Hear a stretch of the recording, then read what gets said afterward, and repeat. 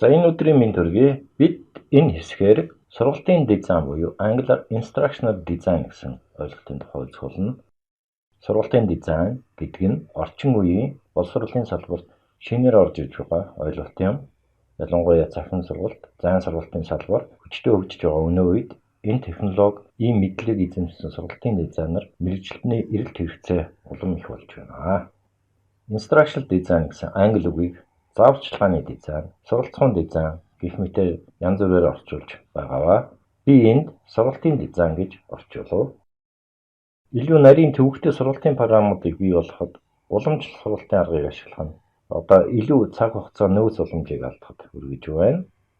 Иймээс боловсролын багуудад сургалтын хэрэглэгдэхүүнүүдийг зохиох, бүтээх, үнэлэх аль ч үе шатанд ашиглагдах сургалтын болон сургууль хүмүүжлэх дизайн. За заримдаа универсал дизайны тухай ойлголт гарч ирсэн юм. Сургалтын дизайн нь өөрийнхөө хүчтэй ажлыг системчлэгдсэн мэдлэгийн системээр үндэслэн хийх. За нээлттэй архитектур буюу универсал дизайн гэж яриад байгаа. Тийм боловсролын сургалтын үйл явцыг бий болгох, сургалтын бодит орчинг бүрдүүлэх ойлголтууд дээр суурилдаг. За сургалтын дизайн буюу дизайнерын хийх ажлын чиглэлийн тухай үзье. Сургалтын дизайны технологиг оюутан сурагчдын хэрэгцээг ойлгож, сургалтын зорилгоо тодорхойлох, улмаар мэдлэг мэдээллийг аль болгон хурдан, зөв, үнэн зөв, үр дүнтэй дамжуулах шаардлагатай гэсэн харьцангуй энгийн байдлаар тодорхойлж болно. Гэвч энэ урьдчилсан бүх нөхцлүүдийг ойлгож, гаргах эцсийн бүтээгдэхүүний шин чанарыг маш тодорхойлохыг шаарддаг.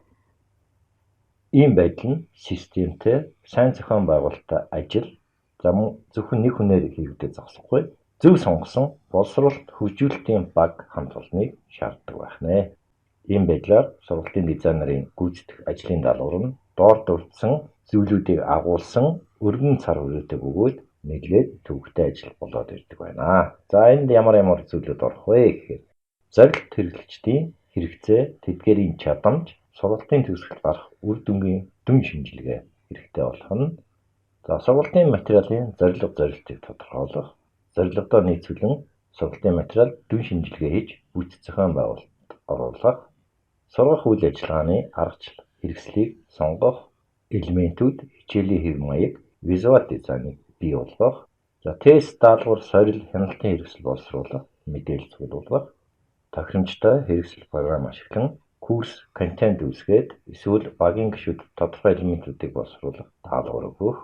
За хийсэн курс хичээлээ сургалтын удирдлагын систем буюу LMS-д байршуулах, сургалтын материалын өгөөжтэй байдал, үр нөлөөг үнэлэх аргачлалыг боловсруулах, за сургалтын материал буюу боловсролын агуулгыг цааш сайжруулах шийдэл боловсруулах.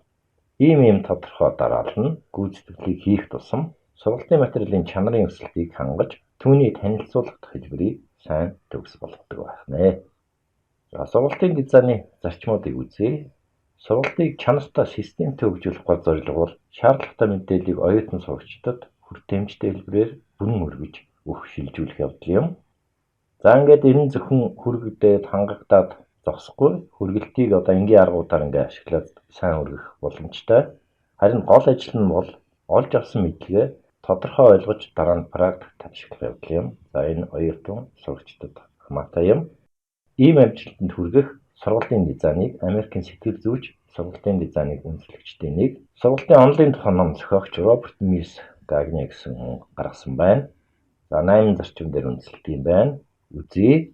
Нэгдүгээрт сурагчдын анхаарлыг татах, суралцах сэдэв, арга барилын сонирхлыг сэргээх. За англиар motivation гэж ярьдаг. Хоёрдугаар сургалтын зорилго, зорилтын тайлбар. За энэ зөвхөн яагаад гэсэн асуултын хариултыг өгөө зогсохгүй, үйл явцын үр дүнгээс тодорхой төвшний хүлээлтийг үүсгэдэг байх нэ. Гуравдугаарт шинэ материалын танилцуулга. За аливаа шинэ материалыг сонгож хүлээн авах чадвар нь хүний сэтгэл зүйд байдаг тул үйл явцын хамгийн хүнд хэцүү хэсэг гэж хэлж болох юм. За энэ нь оюутан сурагчдын анхаарлыг чухал зөвлөлд төвлөрүүлж, төслийн гол санааг түүнд хамгийн хүртээмжтэй хэлбэрээр хүргэхэд туслах тодорхой элементүүдийг урьдчилан харах шаардлагатай гэсэн үг юм аа. Дөрөвдүгээр дагалдах сургалт гэж байна. Үндсэндээ энэ нь оюутан сурагчдад тэдгээрийн ойлгосон ойлголт, хүлээн авсан материалыг удаан хугацааны турш санах хандлагыг төлөвшүүлэх явдал юм. За дадлага хийх гэж байна. 5 дугаарт сурсан мэдлэгийг шинэхэн хэвээр нь байхад нь цаг алдалгүй бодит нөхцөлд туршиж үзэх эсвэл онол мэдлэгийн хэрэглээг тодорхой өгөөд маш үр дүнтэй олгоход зохих туршилтаар баталгаажуулах шаардлагатай. 6 дугаарт гэдрэг холбоо гэж байна. Англиар feedback гэдэг сонгосон сургалтын арга. Түүний үр нөлөөг үнэлэх нь үйл ажиллагааны шинжилгээгүйгээр боломжгүй юм. Тиймээс курс боловсруулах үе шатанд ч гэсэн хамгийн уян хатан байдлаар санал хүсэлт гэдрэг холбооны системийг бий болгох хэрэгтэй. За энд зорилт үзэгчид тэдгээрийн чадварын үр дүнгийн анализ ашигтай байх болно гэж. 7 дугаар сургалтын явцын үнэлгээ, үр дүнгийн ерөнхий үнэлгээ гэж байна. За 8 дугаарт оюутнуудад мэдлэгээ хадгалах, түүнийг зөв хэрэгжүүлэхэд нь туслах практик хавтгаад шилжүүлэх хэрэгтэй байдаг. За 5 дахь зарчим бас ялгаатай. Энд практик ур чадварыг анхны хичээлийн хүрээнд тогтоодоогүй шинэ нөхцөл шилжүүлэх нь чухал юм. За энэ мэдлэгийн мөв үнцгийн байдлыг нэмэх боломжийг олгодог. Сургалтын хэрэглэгдэхүүн боловсруулах 5 үе шат байдаг юм байна. Сургалтын материалыг зохиох, бүтээх үйл явц нь програмчлал, логистик, дизайн, хэрэглээний сэтгэл судлал зэрэгтэй олон талаараа төстэй юм. За энэ хэд хэдэн үе шаттайгаар бүлгэлсэн тэдгээрийг шийдвэрлэх тодорхой даалгавар, аргуудтай сайн тодорхойлогдсон процедуруудын дараалал гэж хэлж болно. За ихэнх тохиолдолд сургалтын хичээлийн загварыг боловсруулахдаа бүх үйл явцыг 5 үе шатад хаваадаг байх нэ. За үүнийг англиар ADDIE буюу товчилсан үгний задаргаа нь Analysis, Design, Development, Implementation, Evaluation гэсэн үгнүүд байх юм. За монголоор болохоор шинжилгээ, дизайн, боловсруулалт, хэрэгжилт, үнэлгээ гэсэн загвар юм аа. Багшийн мэргэжил дэвшлүүлэх институтын арга зүйч Цогбаатар багш өөрийн блогтоор бичсэн байлээ. Сургалтын хэрэглэгдэхүүн болон сургалтыг бэлтгэхээр төлөвлөөд, бүтээж сайжруулад, сурагч оюутнуудаар ажилуулан, үнэлэлт, дүгнэлт өгч, шинжилгээ хийх системчлэгдсэн үйл ажиллагаа юм аа гэж. За дээр дурдсан 5 зүйлийг жоохон тодорхой үзье. 1-дүгээрт анализ, шинжилгээ хийх тухай байна.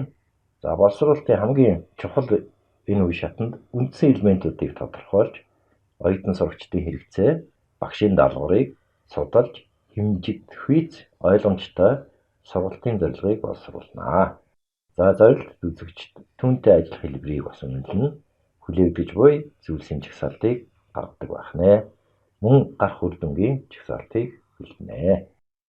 Үр ашгийг нэмэгдүүлэхийн тулд анализыг хэд хэдэн үе шатанд хувааж болох бөгөөд энэ үндсэн түлхүүр цэгүүдийг аажмаар тодорхойлох замаар даалгавруудыг тодорхой томьёолох боломжийг олгодог байх нэ. Наривчлалтай боловсруулсан зорилго нь сургалтын хэрэглэгдэхүүн интерактив элементүүдээр дүүргэж бүрдүүлсэн байдал, одоо байгаа материал аргуудыг ашиглаад цаашид хөгжүүлээд явах боломжийг тодорхойлоход тусалдаг. Энд та сургалтын үйл явцын үр нөлөөг үнэлэх аргуудыг тодорхойлж болно. Хүлээгдэж буй үр дүнг тодорхой үнэн зөв тодорхойлсноор дасгалын агуулга, хэлбэр, хяналтын сорилын асуултууд, эцсийн даалгавар, шалгалтын асуултууд тэдгээрийг өгөх хэлбэрийг тодорхой томьёолох боломжийг олгодог. Тэд мөн янз бүрийн цахим сургалтыг зохиогчдын материал аргыг харьцуулж үзэж болно. Зөвхөн хамгийн тохиромжтойг нь сонгох боломжийг олгож болох юм. За энэ нь оюутан сурагч өөрөө сургалтын үйл явцад идэвхтэй оролцож, санал болгож буй материалын мөн чанарт анхаарлаа төвлөрүүлж, зорилготой хүрэхэд нь чиглүүлэх болно. Анализ шинжилгээ хийж дууссаны дараа сургалтын зорилго тодорхой болж ирмэгц сургалтын бодит материалыг боловсруулах шат руу орно. За 2 дугаар дизайн. За дизайныг яаж хийх вэ? Төслийн хамгийн өргөн цар хүрээтэй урьдчилан таамаглах аргагүй үе шат нь дизайны үе шат юм. Энэ үед шинжилгээний үе шатны бүх нөлөөлтийг харгалзаж үзнэ. За материалын ерөнхий төлөвлөгөө, бүтцийг боловсруулад, дасгал, үнэлгээний схем, курсын харагдах визуал байдал, интерфейс, ерөнхий дизайныг гаргах шаардлагатай болж ирдэг. Заримдаа өөр бүрэлдэхүүн хэсгүүдийг олгох шаардлага гарч ирдэг.